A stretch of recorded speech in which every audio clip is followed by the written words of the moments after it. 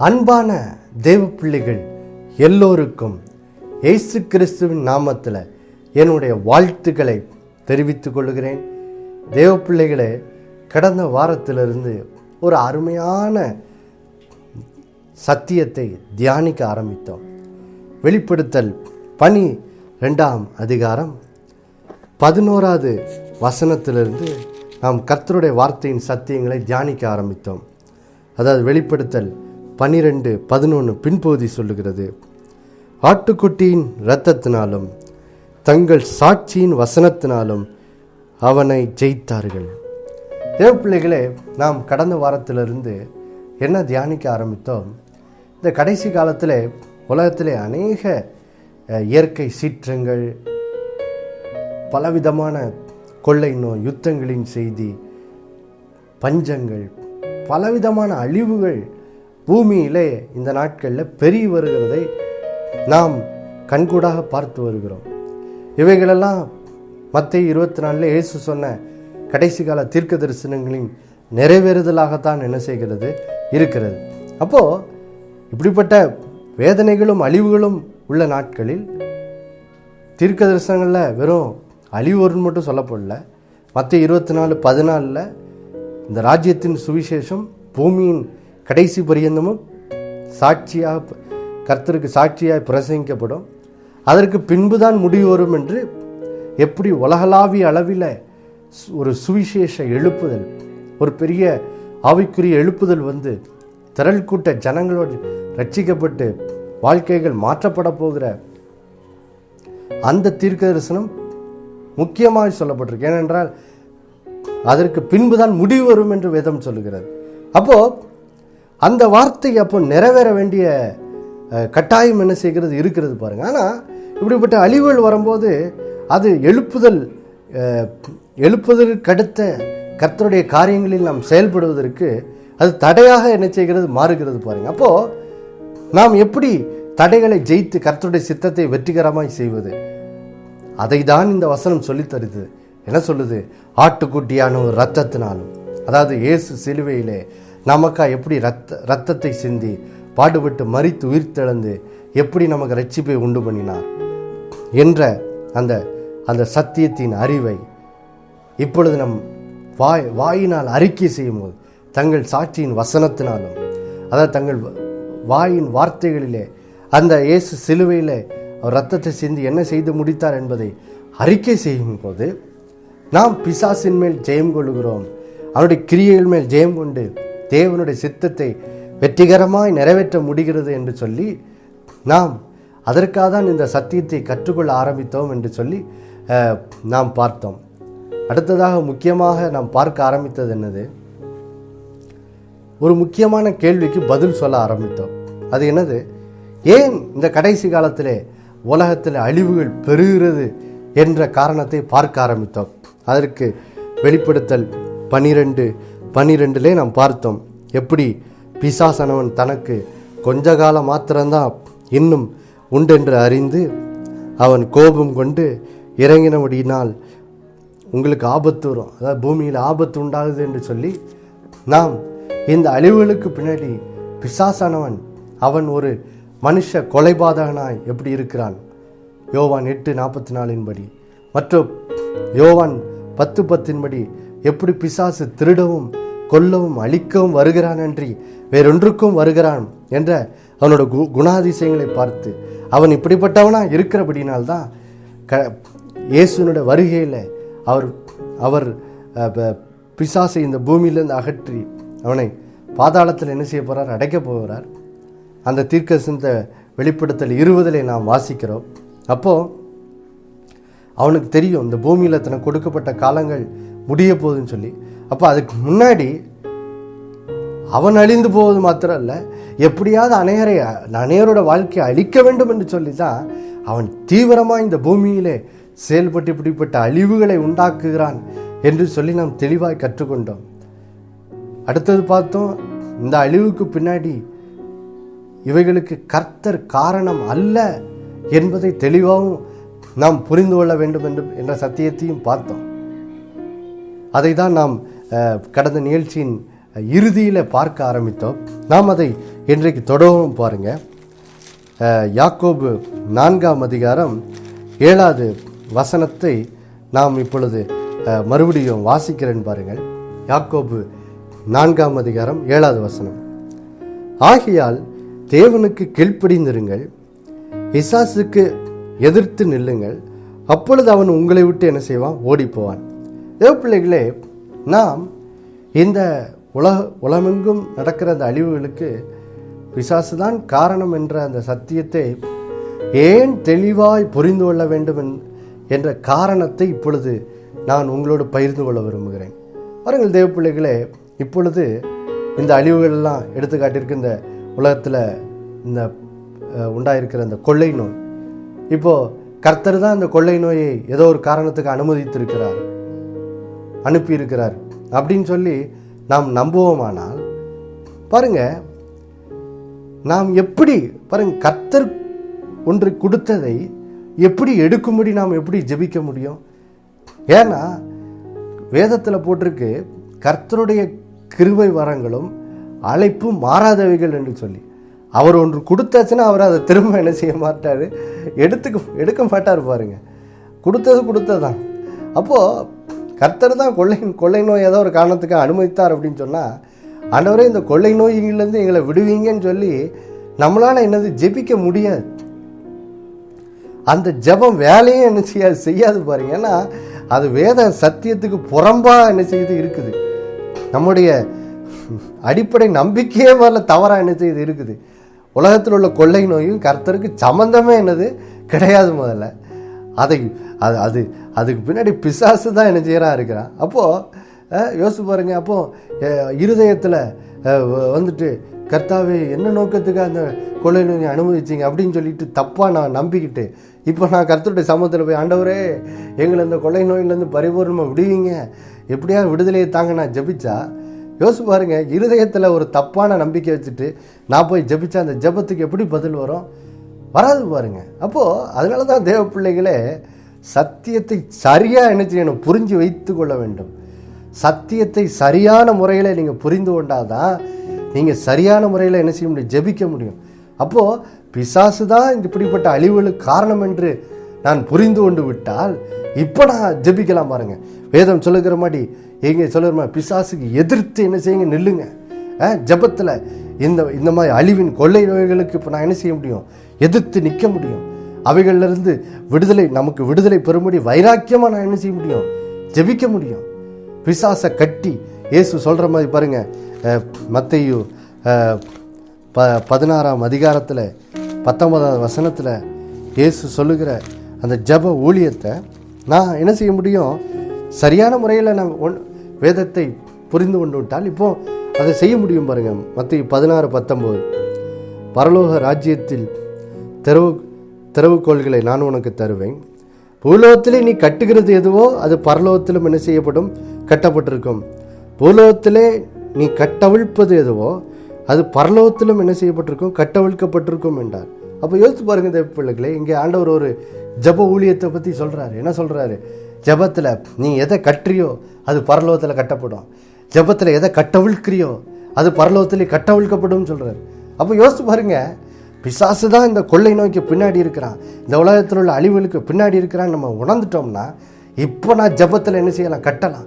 இயேசுவின் நாமத்தில் இந்த கொள்ளை நோயை கட்டுகிறேன், பரவாதபடி கட்டுகிறேன், மரணங்களை உண்டாக்கபடி இயேசு நாமத்தில் கட்டுகிறேன், உலகத்தில் அழிவுகள் உண்டாக்காதபடி இயேசு நாமத்தில் இந்த கொள்ளை நோயை கட்டுகிறேன் என்று நான் என்ன செய்யலாம்? ஜெபிக்கலாம்.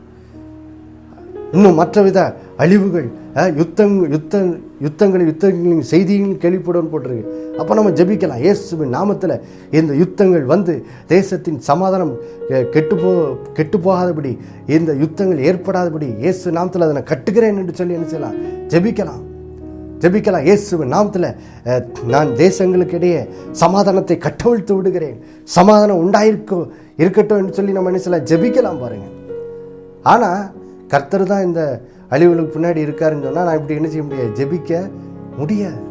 அப்போது அதனால தான் தேவ பிள்ளைகளே, தயவு கூர்ந்து சத்தியத்தை சரியாக அறிந்து சரியான முறையில் இருதயத்தில் நம்பி சரியான முறையில் பேச என்ன செய்யுங்கள்? கற்றுக்கொள்ளுங்கள், சொல்லுங்கள். இந்த கொள்ளை நோய்க்கு பின்னாடி மனுஷ கொலைபாதனாய் பிசாசு தான் இருக்கான். இந்த நோய்க்கும் கர்த்தருக்கு சம்பந்தமே இல்லை. கர்த்தர் ஒன்றும் இந்த வியாதியை அனுமதிக்கலை. அதனால் பொல்லாத பிசாசே, இயேசுவின் நாமத்தில் நீ விலகி போ, இந்த கொள்ளை நோயை எங்களை விட்டு அகன்று போ என்று சொல்லி இப்போ உரிமையோடு இயேசுவின் நாமத்தில் உள்ள அதிகாரத்தில் நீ என்ன செய்யலாம்? உரிமை பாராட்டி ஜெபிக்க முடியும். இப்போ அதிகாரம், இயேசுவின் நாமத்தில் உள்ள அதிகாரம் வேலை செய்யும்.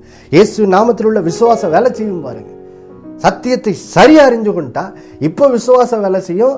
இயேசுவின் நாமத்தில் உள்ள அதிகாரம் என்ன செய்யும்? வேலை செய்யும். பாருங்க, அப்போ தேவ பிள்ளைகளே, இப்போ நம்ம இன்னும் நம்ம இப்போ இந்த புரிந்து கொண்ட சத்தியத்தை இன்னும் கொஞ்சம் அதை தெளிவாக, இன்னும் கொஞ்சம் அதிக தெளிவாக நம்ம புரிந்து கொள்ள போகிறோம். பாருங்கள், நான் சொன்னேன் இந்த அழிவுகளுக்கு பின்னாடி பிசாசு தான் இருக்கிறான்னு சொல்லி. எப்படி இந்த அழிவுகளை அவன் உண்டாக்குகிறான் என்பதற்கு சில எடுத்துக்காட்டை நாம் என்ன செய்ய போகிறோம் பார்க்குறோம். பார்க்கலாம் பாருங்கள் வேதத்திலிருந்து. முதலாவது, கடைசி காலத்தில் நிறைவேற ஒரு அறிகுறி என்னது? யுத்தங்களும் யுத்தங்களின் செய்திகளும். பாருங்கள், யுத்தங்கள் எப்படி ஏற்படுது, அதை எப்படி பிசாசு அதில் எப்படி கிரியை செய்கிறான் என்பதை நாம் புரிந்து கொள்ள போகிறோம். அதற்கு எடுத்துக்காட்டாக யாக்கோபு 4ஆம் அதிகாரம் 1-2 வசனங்களை நான் வாசிக்கிறேன். பாருங்கள், யாக்கோபு 4ஆம் அதிகாரம் 1-2 வசனங்கள். உங்களுக்குள்ளே யுத்தங்களும் சண்டைகளும் எதினாலே வருகிறது? உங்கள் அவயங்களில் போர் செய்கிற இச்சைகளினால் அல்லவா? நீங்கள் இச்சித்தும் உங்களுக்கு கிடைக்கவில்லை. நீங்கள் கொலை செய்தும் பொறாமையுள்ளவர்களாக இருந்தும் அடையக்கூடாமற் போகிறீர்கள். நீங்கள் சண்டையும் யுத்தமும் பண்ணியும் நீங்கள் விண்ணப்பம் பண்ணாமல் இருக்கிறதுனாலே உங்களுக்கு சித்திக்கிறதில்லை. பாருங்கள் தேவ பிள்ளைகளே, இந்த உலகத்தில் யுத்தங்கள் சண்டைகள் எப்படி ஏற்படுதுன்னு வேதம் எவ்வளோ அழகாக சொல்லுது பாருங்கள். எப்படி ஏற்படுதான்? இது மனுஷனுடைய அவயங்களில் கிரியை செய்கிற இச்சைகளினாலே. பாருங்கள், இது நம்ம இன்னைக்கு கண்கூட பார்க்க முடியும். இப்போ எடுத்துக்காட்டிற்கு ஒரு 2 தேசங்களுக்கு இடையே போர் உண்டாகிற மாதிரி ஒரு சூழ்நிலை வருதுன்னு வச்சுக்கோம். நிறைய நேரம் பாருங்கள், அந்த போருக்கு பின்னாடி என்ன காரணம்னு பார்த்தா, சில நேரங்களில் அந்த தேசத்தின் தலைவர்கள் பாருங்கள், பதவி ஆசை, பெருமை, அகங்காரம், பண ஆசை, இப்படி சில பாருங்கள் இச்சைகளால் என்ன செய்கிறார்கள்? நிரம்பி விடுகிறார்கள். அந்த இச்சைகளின் நிமித்தம் என்ன செய்கிறார்கள்? தங்களுடைய அதிகாரத்தை பெருக்கிக் கொள்ள வேண்டும், தாங்கள் இன்னும் புகழ்ச்சியாக வேண்டும். பாருங்க, தங்கள் பேர் பிரஸ்தாபத்துக்காக சில நேரம் பாருங்க, அதுக்காகவே போர் செய்கிறதெல்லாம் நம்ம சில நேரம் உலகத்தில் ஏற்படுகிற போர்களுக்கு பின்னாடி இருக்க காரணங்களை நம்ம ஆழமாக ஆராய்ந்து பார்த்தா நமக்கு பார்க்க முடியுது. பாருங்க, எல்லாத்துக்கும் பின்னாடி மனுஷனுடைய இருதயத்தில் கிரியை செய்கிற இச்சைகள் தான் என்னது காரணமாக இருக்குது. அதனால தான் பாருங்கள், அந்த இச்சைகளை நிறைவேற்றுக்குத்தான் இந்த வசனம் 2ஆம் வசனத்தில் அழகாக சொல்லுது. பாருங்கள், மனுஷன் சண்டை செய்கிறான், பொறாமை கொள்ளுகிறான், கொலை செய்கிறான். ஆனால் அப்படிலாம் சண்டை போட்டோம் அந்த இச்சைகள் அவனுக்கு அந்த அந்த அந்த அவன் இச்சித்தது அவனுக்கு என்ன செய்கிறது கிடைக்கிறது கிடையாது. அப்போது யோசித்து பாருங்க, மனுஷனுடைய இருதயத்தில் கிரியை செய்கிற இந்த இச்சை, அவனுடைய இருதயத்தில் இருக்கிற இந்த பெருமைகள், இவைகள் தான் பாருங்கள் இந்த சண்டைகள் யுத்தங்களுக்கு காரணமாக என்ன செய்து இருக்குது. பாருங்கள், அப்போது இச்சைகள் எப்படி வருது பாருங்கள், எப்படி வருதுன்னு நமக்கே தெரிஞ்சுக்கலாம். பாருங்கள், வேதத்தின் முதல் பக்கத்து ஆதியாகமம் 3ஆம் அதிகாரம் திருப்பினாலே நமக்கு தெரியும். இச்சைகளை யார் உண்டாக்குறது? பாருங்கள், கர்த்தரா நமக்குள்ளே இச்சைகளை உண்டாக்குறார்? இல்லை. யார் நம்மை பாவத்தினால் தூண்டுகிறது? பாருங்கள், ஆதியாகமம் 3ஆம் அதிகாரம் 1ஆம் வசனத்தை வாசித்தாலே தெளிவாக சொல்லுது. தேவனாகிய கர்த்தர் உண்டாக்கின சகல காட்டு ஜீவன்களை பார்க்கிலும் சர்ப்பமானது தந்திரமுள்ளதாக இருந்தது. அது ஸ்திரியை நோக்கி, நீ தோட்டத்தில் உள்ள சகல விருட்சங்களின் கனியை புசிக்க வேண்டாம் என்று தேவன் சொன்னது உண்டோ என்றது. பாருங்க, அப்போ மனிதனுக்குள்ள இச்சைகளை உண்டு பண்ணுறது யாரு? பிசாசு. பாருங்க, அவன் தான் மனுஷனுக்குள்ள இச்சைகளெல்லாம் உண்டு பண்ணி பாருங்க அவனை பாவத்துக்குள்ள தள்ளி பாருங்க, அதன் மூலமாக தான் மனுஷனுடைய வாழ்வில் என்ன செய்யுது? அழிவுகள் என்ன செய்கிறது, வருகிறது பாருங்க. அப்போது நல்லா புரிந்து கொள்ள வேண்டும். பாருங்கள் தேவ பிள்ளைகளை, இன்னைக்கு நம்ம யாக்கோப் 4 பார்த்தோம் எப்படி யுத்தங்களின் செய்தி உண்டாவதற்கு பின்னாடி பிசாசு தான் இருக்கிறான்னு சொல்லி. இப்போ ஆதியாகமம் 3 அதிகாரத்திலேருந்து நம்ம தொடர்ந்து பார்ப்போம். இந்த பூமி இன்னைக்கு இப்படிப்பட்ட சபிக்கப்பட்ட பூமியாய், அழிவுகள் நிறைந்த பூமியாக இருக்குது. எப்படி வந்துச்சு பாருங்க. இந்த 1வது வசனம் வாசித்தோம். எங்க பிசாசு கர்த்தர் விலக்கின அந்த பழத்தை சாப்பிடும்படி ஏவாளை என்ன செய்கிறான், சோதிக்கிறான், இச்சிக்க வைக்கிறான் பாருங்க. இப்போ பாருங்க, ஆதியாகமம் 3 அதிகாரத்தில் 6வது வசனத்தை வாசிக்கிறேன். அப்பொழுது ஸ்திரியானவள் அந்த விருட்சம் புசிப்புக்கு நல்லதும் பார்வைக்கு இன்பம் புத்தியை தெளிவிக்கிறதற்கு இச்சிக்கப்படத்தக்க விருட்சமாய் இருக்கிறது என்று கண்டு அதன் கனியை பறித்து புசித்து தன் புருஷனுக்கும் கொடுத்தாள், அவனும் புசித்தான். அப்பொழுது அவர்கள் இருவருடைய கண்களும் திறக்கப்பட்டது, அவர்கள் தாங்கள் நிர்வாணிகள் என்று என்ன செய்தார்கள், அறிந்தார்கள். அப்போ யோசித்து பாருங்க, மனுஷனோட வாழ்க்கையில் எப்படி அழிவுகள் வருது பாருங்க. நம்ம இப்போ எதுக்கு இந்த சத்தியங்களை பார்த்துக்கிட்டு இருக்கோம், மறுபடியும் நினைப்பூட்டுறேன். இந்த உலகத்தில் உள்ள அழிவுகளுக்கு பிசாசு தான் காரணம் என்ற சத்தியத்தை நீங்கள் உள்ளத்தில் தெளிவாக அது பதிக்கணும் பாருங்க. ஏன் கர்த்தர் இதை அனுமதிக்கிறார், ஏன் இது கர்த்தர் உலகத்துக்குள்ள இவைகளெல்லாம் உண்டாவதற்க அவர் ஏன் அதை பார்த்துக்கிட்டு சும்மா இருக்காரு அப்படின்னு சொல்லி பாருங்க. கர்த்தருக்கும் அவருக்கு, அதாவது கர்த்தருக்கும் இந்த உலகத்தில் உள்ள அழிவுகளுக்கும் சம்பந்தமே என்னது கிடையாது பாருங்க. அவர் நல்லவராகவே என்ன செய்கிறார், இருக்கிறார். அதனால்தான் யோவான் 10:10 பார்த்தோம். கர்த்தர் ஒரு இடத்துக்கு வந்தால் அவர் என்ன செய்வார், அவர் ஜீவனை தருகிறவராக இருக்கிறார், வாழ்வை தருகிறவராக இருக்கிறார் பாருங்க. அவர் மத்திய 8 நம்ம பார்க்கிறோம். ஒரு குஷ்டரோகியின் கையை போய் தொட்டோன்னு என்ன ஆகுது, அங்கே ஜீவன் உண்டாகுது, குஷ்டரோகம் நிறைந்தவன் சொஸ்தமடைகிறான். அப்போ இயேசு எங்கு சென்றாலும் என்ன உண்டாயிற்று, ஜீவன் உண்டாயிற்று, அங்கே அங்கே வாழ்வு உண்டாயிற்று, வியாதிகள் சொஸ்தமாயிற்று, நம்பிக்கை இல்லாதவர்கள் நம்பிக்கை பெற்றார்கள், பாவத்தில் இருந்தவர்கள் பாவத்திலிருந்து மனம் திரும்பினார்கள். ஏன், இயேசு ஜீவாதிபதி. ஆனா பிசாசு யாரு, மரணத்துக்கு அதிபதி பாருங்க. அப்போ நம்ம இப்போ என்ன பார்த்துக்கிட்டு இருக்கோம், பைபிள்ல இருந்து பல எடுத்துக்காட்டுகளை பார்க்குறோம். இந்த உலகத்தின் அழிவுகளுக்கு பின்னாடி பிசாசு தான் காரணம் என்ற அந்த சத்தியத்தை நம்ம என்ன செய்தோம், பார்த்துக்கிட்டு இருக்கோம். அப்போது பாருங்க, இங்கே ஆதியாகமத்தில் தேவன் உண்டாக்கின இந்த பூமி எப்படி சபிக்கப்பட்டதாய் அழிவுள்ளதாய் எப்படி மாறிற்று பாருங்க. கர்த்தர் விலக்கின கனியை சாப்பிடும்படி பாருங்க, ஏவாளை பிசாசு என்ன செய்கிறான், தந்திரமாக ஏமாத்துறான். ஏவாள் ஏமாந்து போய் அவள் பிசாசனுடைய அந்த தந்திரமான வலையில் விழுந்து அவள் பாவம் செய்கிறாள், தன்னோட புருஷனும் பாவம் செய்ய வைக்கிறாள். அதோட முடிவு என்னது?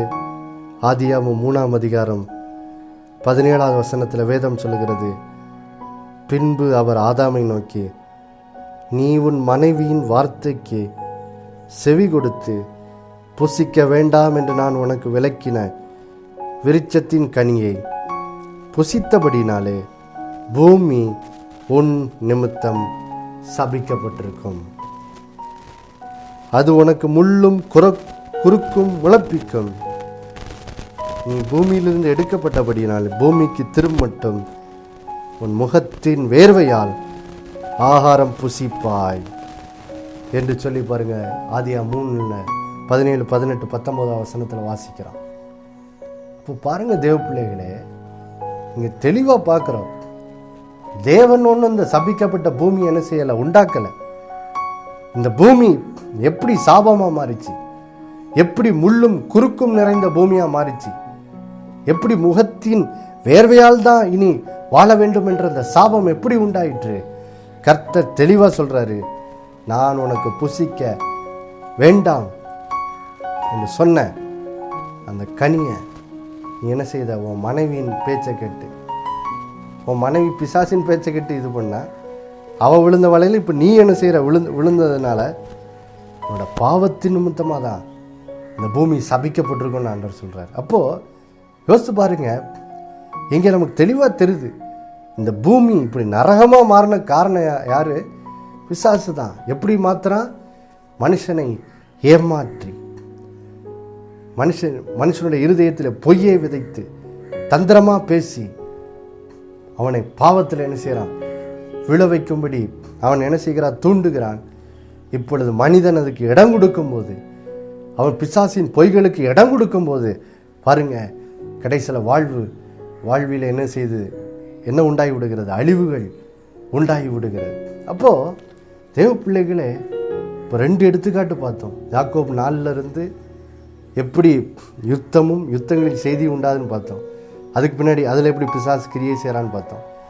எங்கே ஆதியாம் 3 ஏதேன் தோட்டமாய் அழகான விருட்சங்களும் கனி விருட்சங்களும் அழகான ஆறுகள் நிறைந்த ஏதேன் தோட்டம் நிறைந்த பூமி எப்படி சபிக்கப்பட்ட பூமியாக மாறிச்சுன்னு இங்கே பார்க்குறோம்.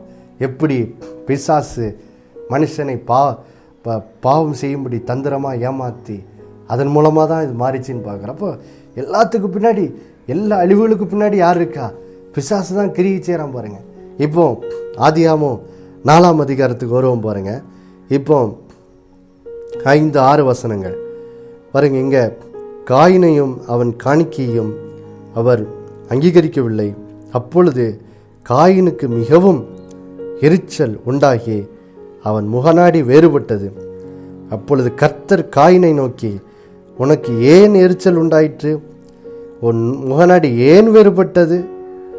இப்பொழுது 7வது வசனம், நீ நன்மை செய்தால் மேன்மை இல்லையோ? நீ நன்மை செய்யாதிருந்தால் பாவம் வாசற்படியில் படுத்திருக்கும்.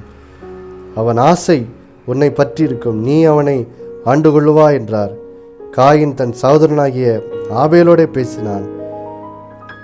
அவர்கள் வயல்வெளியில் இருக்கும் சமயத்தில் காயின் தன் சகோதரனாய் ஆபேலுக்கு விரோதமாக எழும்பி அவனை கொலை செய்தான். பாருங்கள் தேவ பிள்ளைகளே, இங்கே ஒரு மனிதன் காயின் என்பவனுடைய வாழ்க்கையை எப்படி பிசாசு பாவம் செய்ய வைத்து எப்படி அழிக்கிறான் என்பதை பார்க்கிறோம்.